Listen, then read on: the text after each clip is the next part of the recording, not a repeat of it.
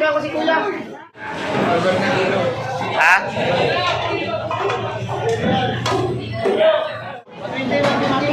$3.40 ba dyan? Ano?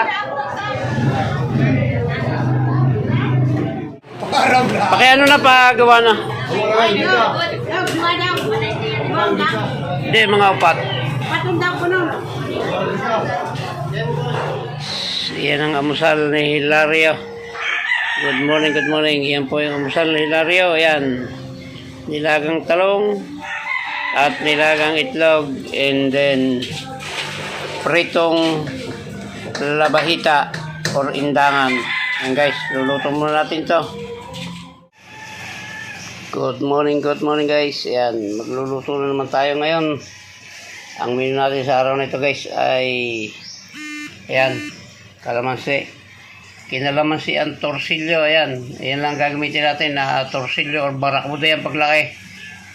Tapos yan lang ang ating gulay, pechay lang. Tapos may 2 perasong siling panigang or siling pamaksay. At syempre yung ating gagamitin pang asim, kalamansi. At ang ibang sasabaw natin ay hugas bigas, and then paminta, asin at betchin, sibuyas at kamatis. Yan guys, ilalagay na natin yan, hugas bigas yung gagamitin natin pang tubig yan para medyo maganda ang sabaw. Hindi natin nagigisa guys, tama na yan, ganyan lang. Yan guys, yung ating tubig, yung hugas bigas at saka kamatis at sibuyas. Yan, lagyan natin ng asin. Tama naman na yan at inesman ko na konti yung isda na yan para magkalasa. Yan, hayaan mo natin yan kumulo. Yan guys, kulong-kulo na. Lalagay natin yung ating isda. Mamaya natin naalisin yung bula na yan para sama-sama na pati yung magiging bula ng isda. Tatanggalin ko rin yan guys, yung bula na yan. Para isang isang tanggalan na lang. Sigurado naman akong bubula pa rin itong isda na to. Yun yung pinakalansa niya. Yan lang muna nating kumuluyan guys. At para maubos yung kanyang bula, tatakpan muna natin.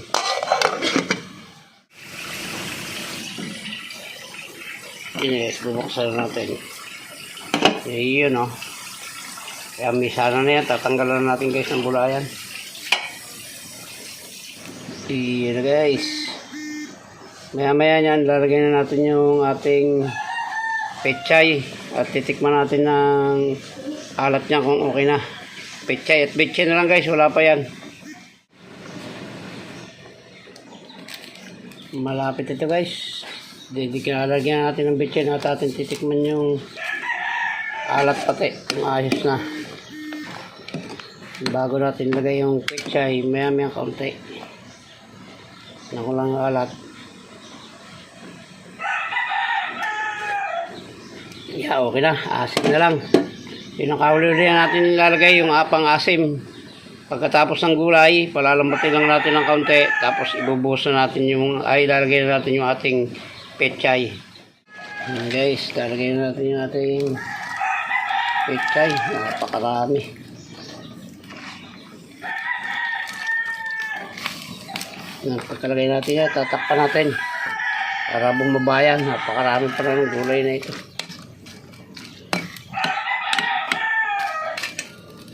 Guys, tatakpan natin.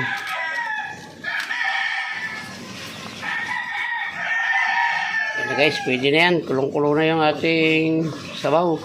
Ilalagay na natin itong isang tambak na kalamansi. At ipitik-pitikin lang natin at papatayin natin maya-maya yan. Hindi masyadong hindi umaasim yung kalamansi guys pagka yung pinakulo mo pa ng pinakulo. Dapat kanya lang yung pagkabuhos mo ng kalamansi. Pag alam mo na yung tama na yung alat, tama na yung lasa, asim na lang, okay na yan. Ayos yan guys, titikman lang natin kung tumalab yung kanyang asim. Mintras kumukulo kasi yung kalamansi, lalong nawawala asim niya. Ayan, tama na. Medyo matabang lang. Ayos na yan. Sapatis na lang. Ayos ito guys.